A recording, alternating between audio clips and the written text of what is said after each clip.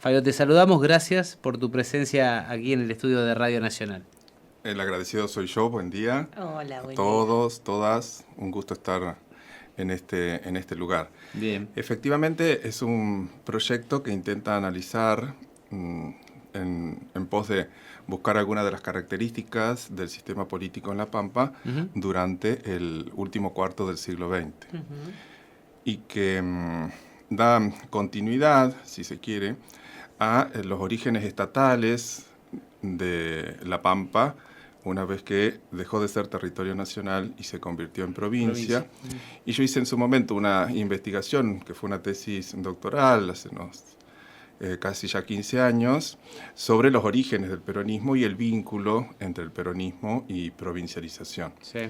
Como todos sabemos, desde el año 83, la misma fuerza política, más allá de sus denominaciones, domina el poder ejecutivo y tiene una importante presencia en la Cámara Legislativa. Y entonces nuestro propósito era, teniendo ese primer antecedente vinculado con los orígenes estatales de La Pampa, el papel del peronismo, bueno, retomar sobre fin de siglo una cuestión vinculada a esa dinámica política que lo tiene sin duda alguna como la principal preferencia del electorado pampeano. Sí, sí. Bueno, no lo dije, pero la visita de Fabio tiene que ver con este programa de comunicación pública de las ciencias sociales que llevamos adelante aquí en Nacional conjuntamente con el Instituto de Estudios Sociohistóricos. Bueno, Fabio, y tiranos algunas líneas de lo que te permitió conocer el trabajo, digamos, La hipótesis. Claro, la hipótesis, ¿Por qué, ese sería no? el término, ¿Por sí. qué? ¿Qué hicieron abarcar ese periodo? Son dos proyectos diferentes, ¿no? Yo me he nutrido y mi interés inicial estuvo precisamente en estudiar las variantes regionales del peronismo. Los que nos hemos formado ya hace algún tiempo en el grado, y además por un interés personal, siempre hubo o se había instalado una mirada sobre los orígenes del peronismo, este 17 de octubre, un día como hoy, hace 80 años, y que en todo caso tendría dos aspectos o quizás alguno más fuerte. Uno de ellos, que es un fenómeno urbano en torno a la ciudad de Buenos Aires y con una fuerte vinculación en ese hecho histórico y también en lo que vendrá de los trabajadores en esos orígenes del peronismo. Entonces nos había surgido como inquietud, también se había investigado también en otros ámbitos, indagar el peronismo en aquellos ámbitos socioeconómicos donde la industrialización no ocurrió, no había pasado. Y entonces dirigimos la mirada a un ámbito como en ese momento, el territorio nacional de La Pampa. Habíamos tenido algunas lecturas sobre lo que era el territorio nacional, cómo habían surgido, La Pampa no es el único. Y después nos quedaba ahí una suerte de paréntesis y hacia allí fue la inquietud en relación a por qué se provincializó, por qué lo hizo el peronismo, por qué en esa ocasión. Y en esa línea está más dirigida esa investigación original que en su momento fue mi tesis doctoral. Sí. Una vez reconocidos esos orígenes, allí promediando el siglo XX, nos interesó ir un poco más a tiempos contemporáneos y por eso analizamos desde esta etapa que se suele denominar de reconstrucción, restauración de la democracia, la vuelta a la democracia y distintas concepciones respecto a lo que ocurre después de 1983. Sí. Y hay una vinculación entre lo que veías en el origen del peronismo pampeano, si querés, con lo que se ve en estos 40 años de democracia. Es un tiempo histórico bastante reducido, entonces se podrían quizás establecer algunas líneas de continuidad. Y una de las líneas de continuidad está vinculado con la perennidad de esa fuerza política. La larga pervivencia del peronismo. El peronismo siempre que tuvo la oportunidad de participar en elecciones libres siempre las ganó. Al menos en las elecciones para las autoridades provinciales. 83 tiene esa particularidad en el sentido de que si bien obtiene el Ejecutivo, no la mayoría en la Cámara Legislativa, pero sí un número importante de diputados, sin embargo pierde la elección en relación a su candidato a nivel nacional. Claro. Será el radicalismo Alfonsín, ese líder tan potente y que venía a cubrir tantas expectativas por parte de la sociedad argentina. Ahí hay una particularidad, pero a veces uno dice, ¿no? Estas preferencias del electorado por la misma fuerza política, pero no es una suerte de voto cautivo. El sistema político de La Pampa no ahoga a la oposición como por ahí podríamos pensar en otras provincias del norte, Formosa, que por ahí podemos tener presente, sino que se inauguró en esa instancia, en la del 83, una práctica que entiendo es de algún modo una racionalidad política. Los pampeanos, las pampeanas cortaron boleta. Es decir, eligieron, por un lado, las autoridades provinciales de un signo político. Y los nacionales de otro. Otros, sí. O sea que el desdoblamiento no es un invento de ahora. No, en esa ocasión, además, el peronismo sacó el 41% de los votos para el Ejecutivo Provincial, seguido del radicalismo, con el 31%, son 10 puntos de diferencia, quizás no tanto, y hay un rasgo que sí, que se va a perder bastante pronto en esa década del 80, la participación de una tercera fuerza política. No es exclusivo de La Pampa, pero aquí sí ha tenido peso, de hecho lo demuestra electoralmente en esa ocasión, el movimiento federalista pampeano del doctor Amit, sacó un 20%, muy cerca del radicalismo, o sea, 20. 30 y 40. Sí, incluso en esa ocasión el movimiento federalista pampeano ubica a uno de los diputados nacionales. Claro, son el 90% del electorado entre las tres fuerzas. Sí. Hay participaciones después de partidos de izquierda, siempre con menos peso electoral, ¿no? Sí, sí. Y a lo largo de todo este periodo, ¿qué factores viste como más influenciables para, digamos, los ciudadanos y ciudadanas de la provincia? Es decir, ¿a qué le prestaban atención o en base a qué filtros institucionales o inclusive locales acudían para tener digamos, pensamiento local propio, vinculado con una identidad peronista local y demás? Muy interesante, porque entiendo, y esto sí sería un aspecto a considerar allí promediando el siglo, algunos de los rasgos de esa pampa territoriana. Y una de las características principales es que existen identidades, pero son locales.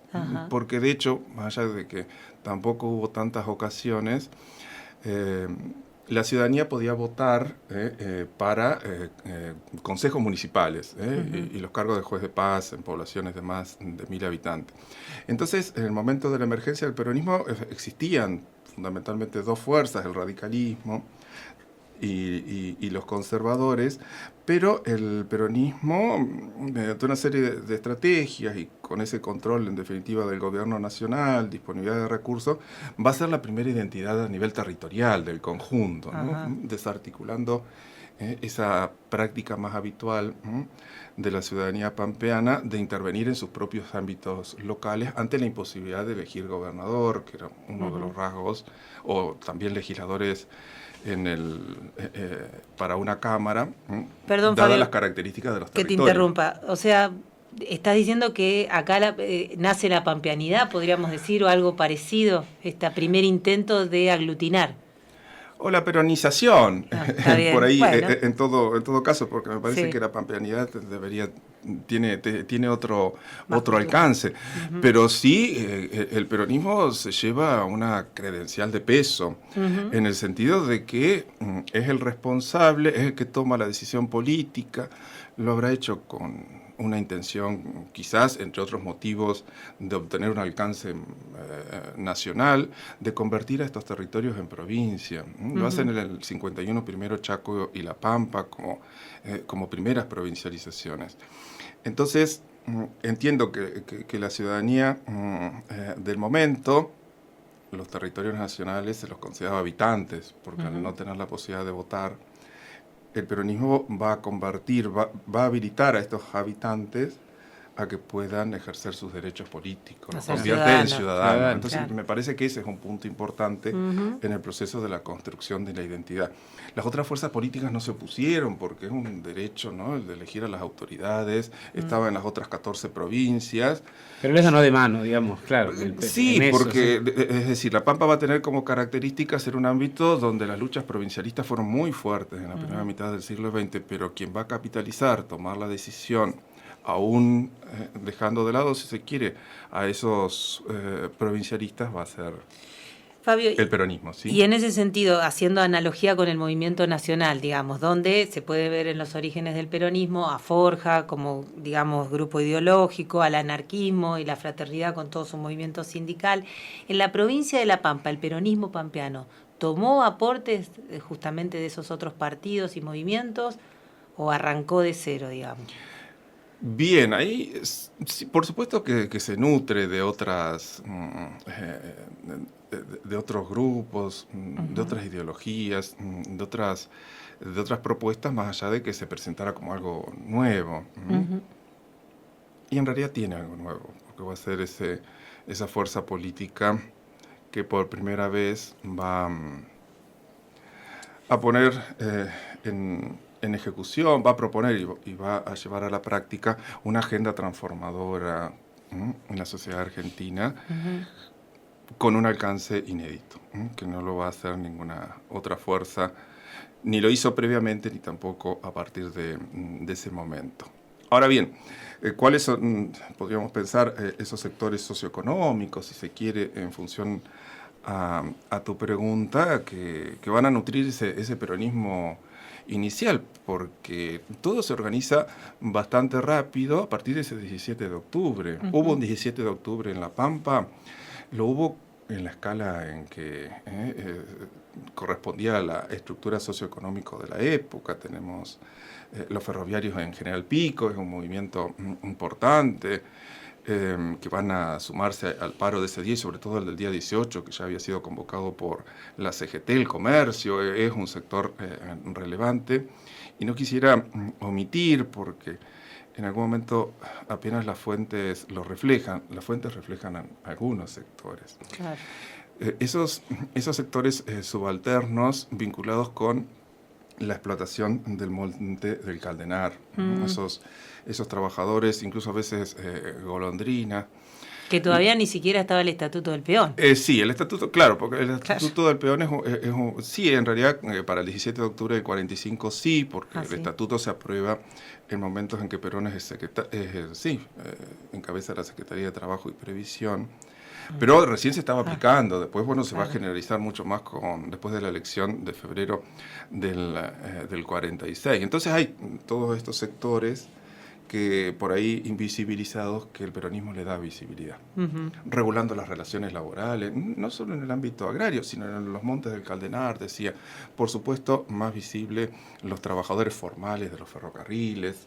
Sí, son importantes estos sectores. Y aquí una pequeña reflexión, porque es cierto que los pampeanos, las pampeanas, carecían de estos derechos políticos que se los va a otorgar finalmente después de la provincialización. La ley es de julio del 51, el peronismo.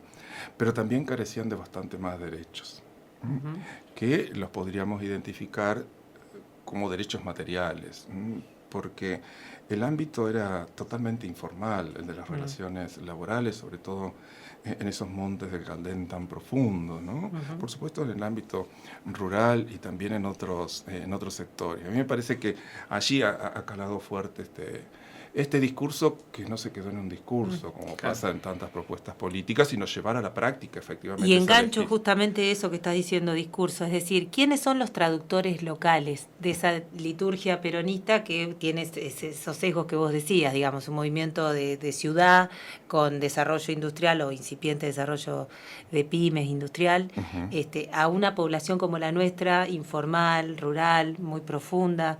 ¿Quiénes tradujeron esa? Sí, podemos ver varios actores.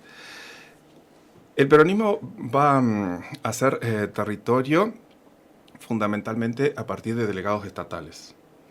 Delegados de la Secretaría de Trabajo y Previsión son importantes.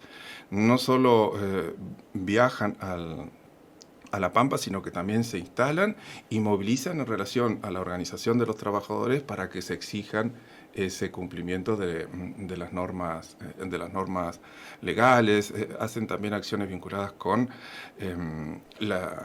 sería la alfabetización de esos trabajadores, y también la formación, que puedan elegir a sus referentes, que puedan llevar las demandas y reclamar el cumplimiento, y si no se cumplen esas exigencias, el paro como herramienta de lucha fundamental. Eso en los ámbitos, sí, más de la ruralidad de La Pampa. Han jugado un rol importante, tenemos algún registro al respecto, en términos de la circulación de la información, ¿no?, en los medios de la época, quienes son titulares de estafetas postales, de los correos, también en su caso, según la jerarquía, son los que se desplazan llevando esa información. Ni qué decir de aquellos que genéricamente podríamos denominar los bolicheros, en esos ámbitos, también por ahí en almacenes generales donde la gente se confluía la gente, claro, para las compras rutinarias, y en donde había panfletos o se intercambiaban en una reunión.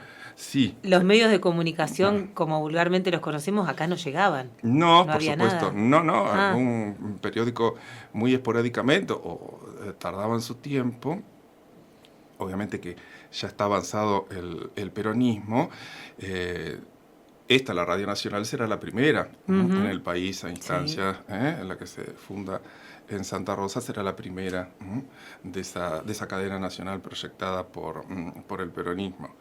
Y después quizás una referencia respecto a aquellos otros que tenían cierta formación política.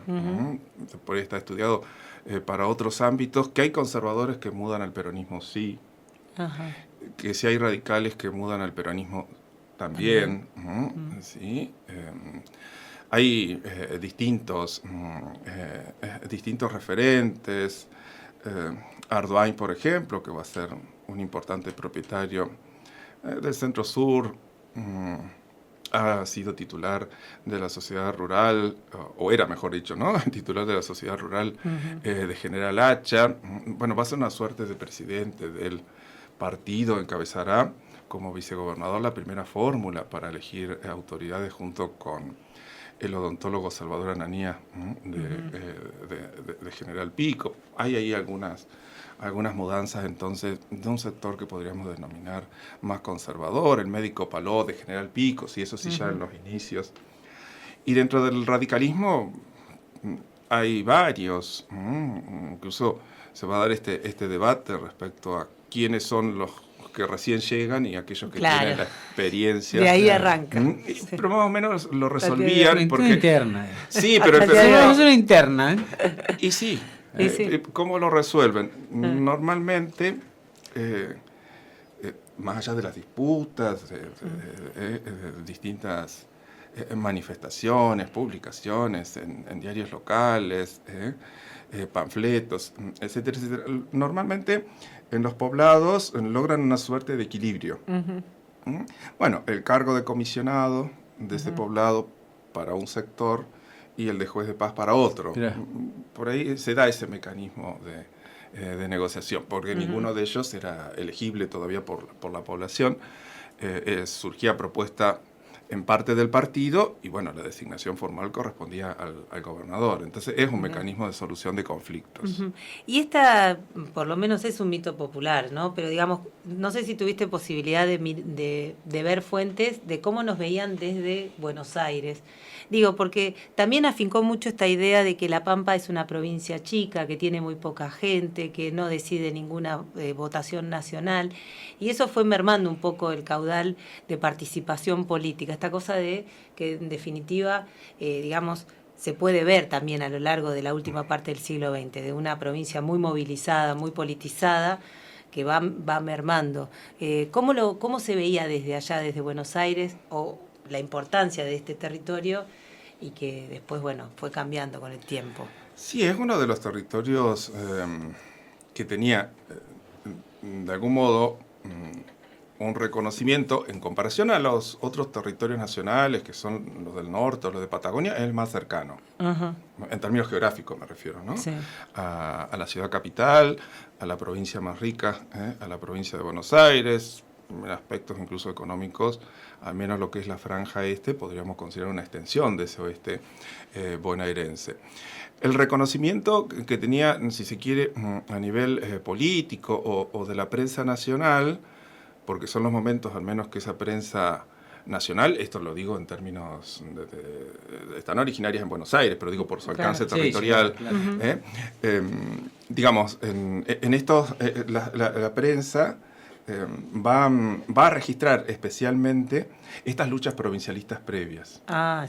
Entonces, hay por ahí una imagen de La Pampa a nivel nacional, o de las autoridades centrales también, en donde es una sociedad movilizada y en donde hay una organización también en pos de esa provincialización.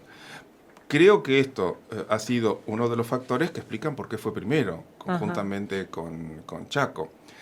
Se suelen organizar también congresos de los territorios nacionales para ver la dinámica de esos territorios, en donde también La Pampa siempre tuvo una presencia significativa. Y después, tanto Chaco como La Pampa, durante el peronismo, van a tener un lugar especial en el primer plan quinquenal para revisar esta carencia material que les comentaba, ¿no? Con construcción de escuelas, centros de salud, bueno, etcétera, etcétera. No es único de La Pampa, será en otros ámbitos, pero aquí ha sido bien significativo. Sí.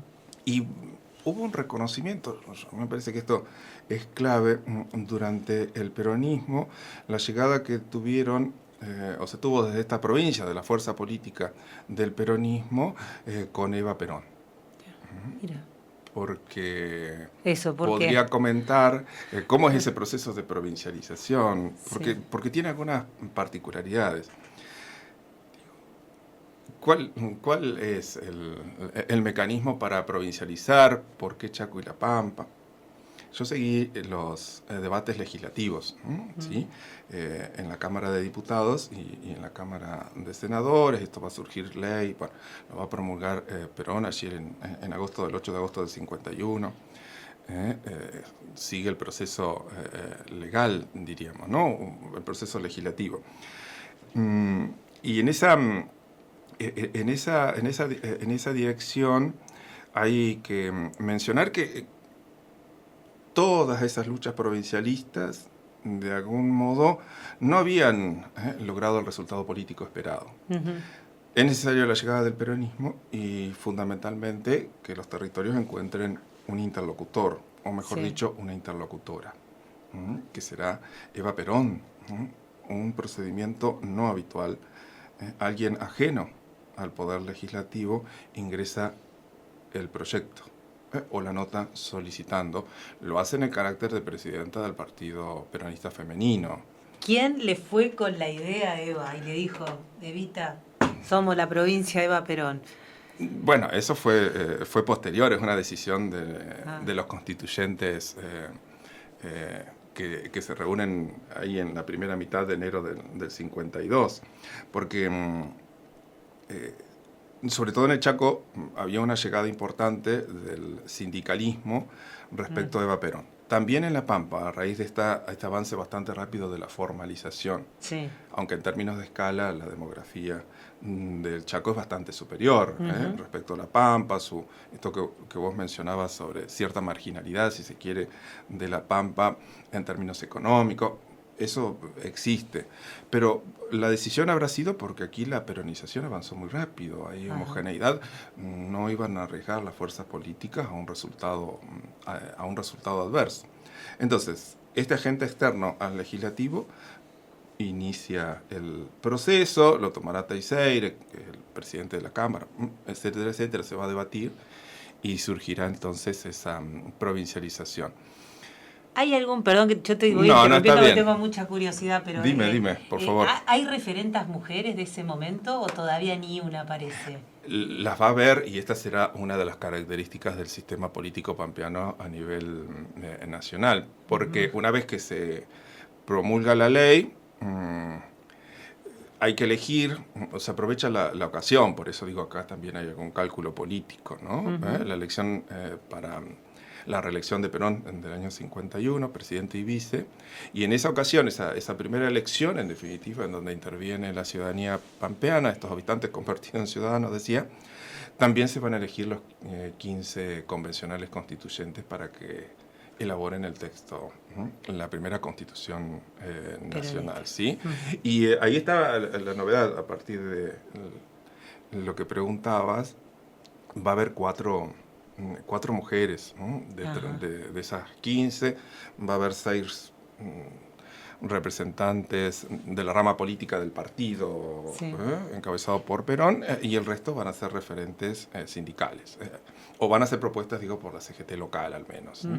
Entonces sí, es una novedad, esto no va a estar en Chaco, que se reúne casi en simultáneo, en diciembre del 51.